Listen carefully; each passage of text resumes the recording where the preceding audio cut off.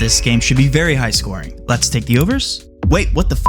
16x for a 6-man parlay? Are we serious, PrizePicks? That's fine, let me just remove some of these wide receivers. I'll throw in some other backups, regardless the over should hit.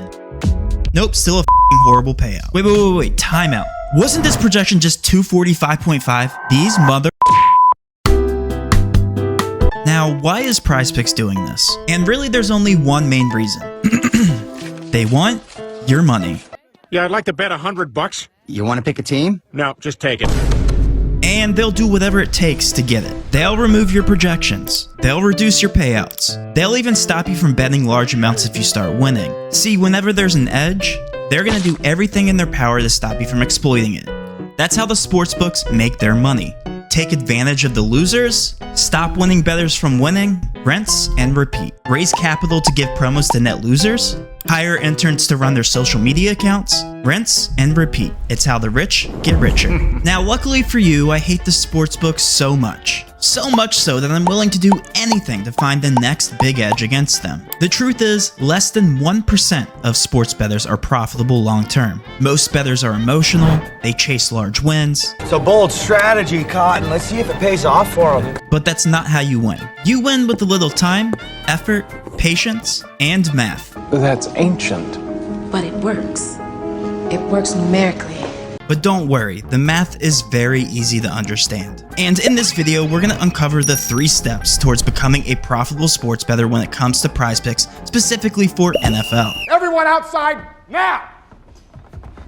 But before diving into those 3 strategies to beat PrizePicks through NFL, do yourself a favor and hit that subscribe button. I found out recently that 68% of my watchers do not subscribe to my channel. That's actually kind of insane. And again, I post PrizePicks strategy content like this every single week. Now back to business. Let's chat about strategy number 1, identifying mispriced PrizePicks projections. To understand how this strategy came about, let's go way back to 2022. This is back before PrizePicks became mainstream. PrizePicks was honestly the only fantasy book on the market. Because they were the only option at the time, I decided to open up PrizePicks and play it myself. Just like any other sports fan, I looked at projections, looked at the multipliers, and took my picks based on my sports intuition. One day on X, or Twitter, whatever you want to call it these days, I saw a post from PrizePicks. They were marketing a free Discord chat, and being the social butterfly that I am, I decided to jump in. Nearly calling it a mistake at the time, I quickly saw the engagement going on between other sports bettors. Some bettors posting some in-depth analysis about how a player should go over or under a projection, claiming to be the next PrizePicks millionaire, while others were seemingly bashing him for his analysis. It was honestly quite a toxic environment. But through all the fire and flames, I actually noticed a casual conversation going on. The conversation between these 2 users was quite unique. One of the users had like this bright green text, unlike the other user who was just in the plain white text like me. So I hovered over his username, and I saw this special PrizePicks badge, and next to it the title MLB Linesmaker. Again, keep in mind this is 2022, I had no idea what a linesmaker was. So because I was so curious, I decided to step back and stalk this conversation from afar. What made this MLB Linesmaker so special? What did he do? So upon some more observing, I saw the comments going back and forth, and the normal user started asking this linesmaker some really weird questions. Like, hey, why is pitcher A set to this projection? And hey, can you move this projection? And me being so naive at the time, I didn't really know that PrizePicks had this unique process in which they hired other people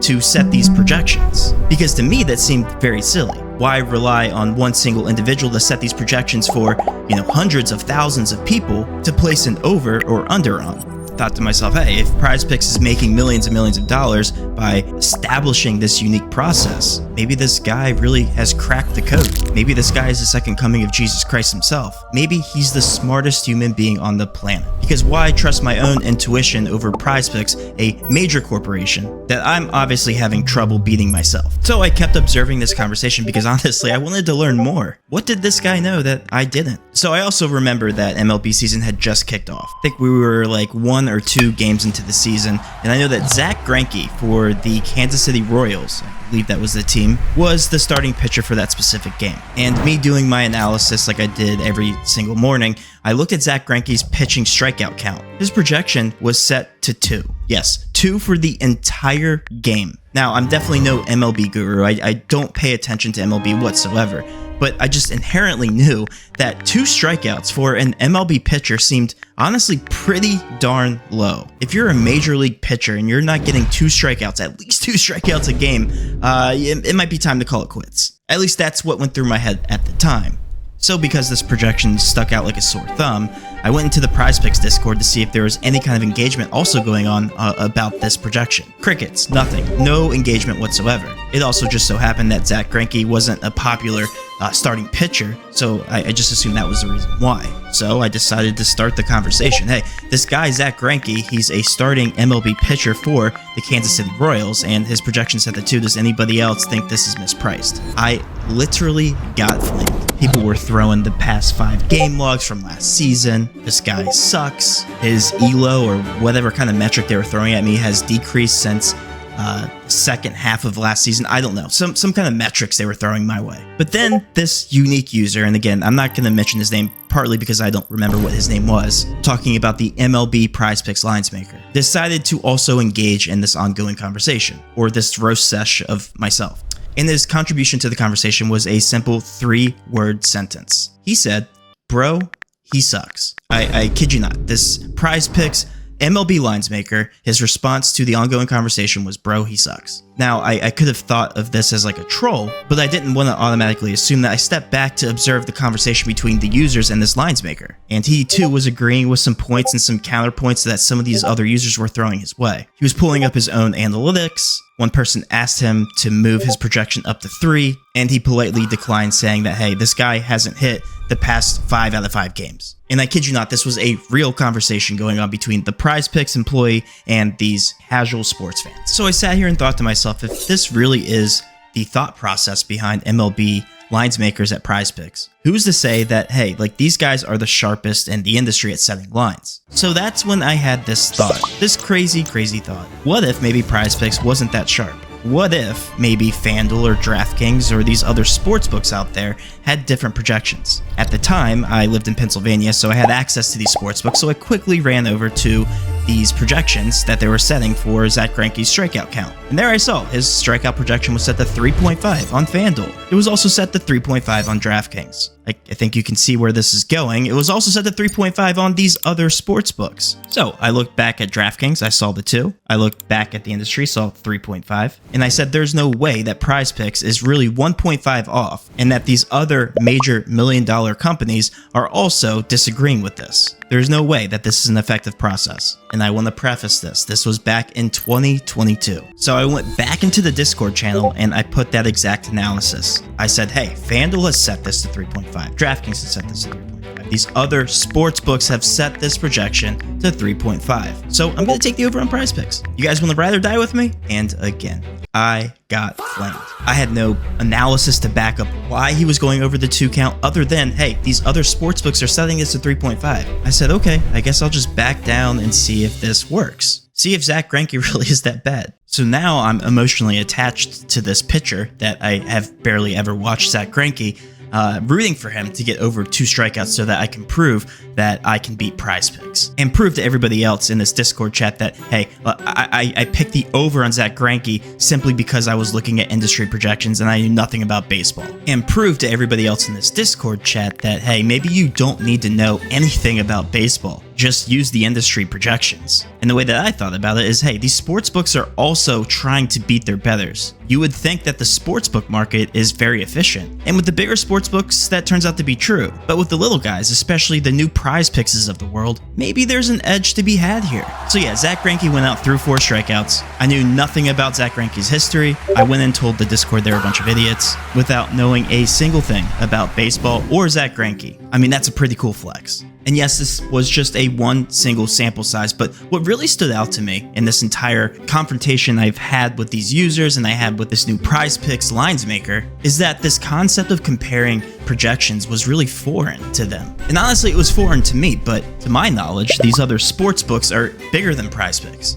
Why would I not trust their projections over PrizePicks? Especially when this random MLB lines makers in the chat manually moving projections based on nothing but opinions of other sports fans. So I obviously ran with the strategy back in 2022. Woke up every morning, looked at the PrizePicks projections, and even posted content about it to YouTube, where I would simply make short videos about comparing these FanDuel projections to these PrizePicks projections, and any other major sportsbook, of course. Based on the amount of growth that I was getting at that time, I saw there was a real problem to solve here. And that problem to solve was for the average consumer, not only from a tool perspective to create a tool where it compares these types of projections, but also from an education perspective. A lot of sports fans like myself had no idea how the process even worked behind the scenes for PrizePicks. Had they had known that, well, then maybe they would have been the first ones to solve this problem that, hey, like maybe PrizePicks really isn't that sharp and we can take advantage and make money. Now, fast forward 3 years to 2025, and the PrizePicks operational side of things is completely different, obviously. We can't have these random lines makers just setting lines based on opinion, right? Based on a feeling. It's not efficient, right? And I would go as far to say that the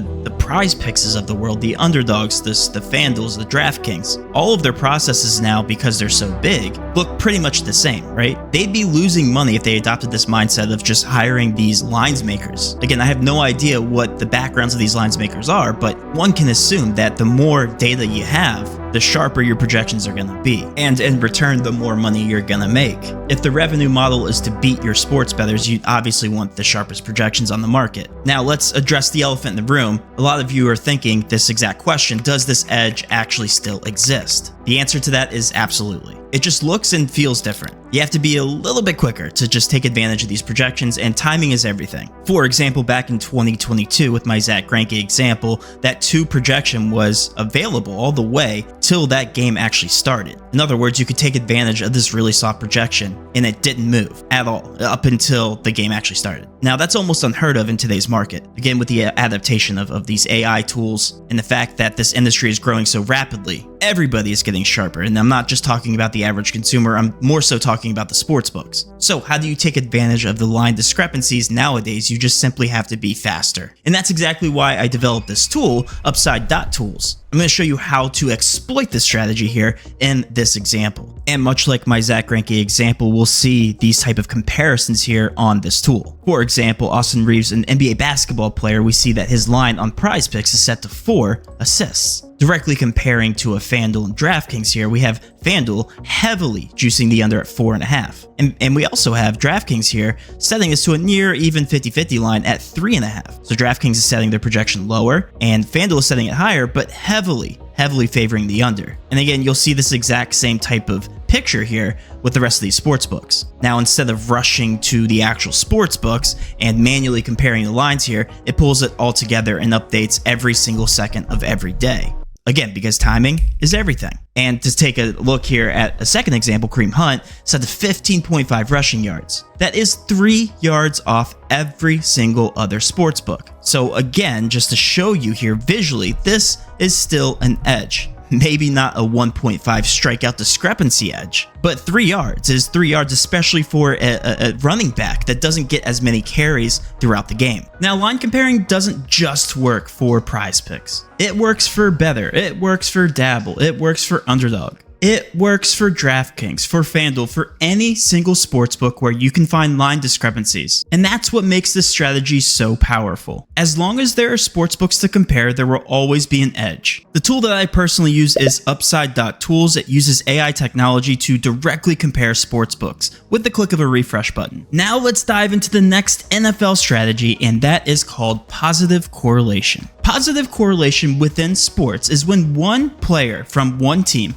positively affects the outcome of a player from either the same team or opposing team. Let's actually walk through an example. Here on the board, you'll see NFL quarterbacks. I'm going to go ahead and take Trevor Lawrence's over for his 230.5 passing yards. Another player that positively benefits from Trevor Lawrence's over passing yards is also going to be one of his top receivers, Jacoby Myers, receiving yards. If I were to take the over on Jacoby Myers receiving yards and the over on Trevor Lawrence's passing yards, the outcome that these two will hit the over on both their projections increases. Why? Because the more passing yards that Trevor Lawrence gets, the more likely that Jacoby Myers will also get more receiving yards. Now, you might think from just seeing that is the edge. Take the over of two positively correlated players.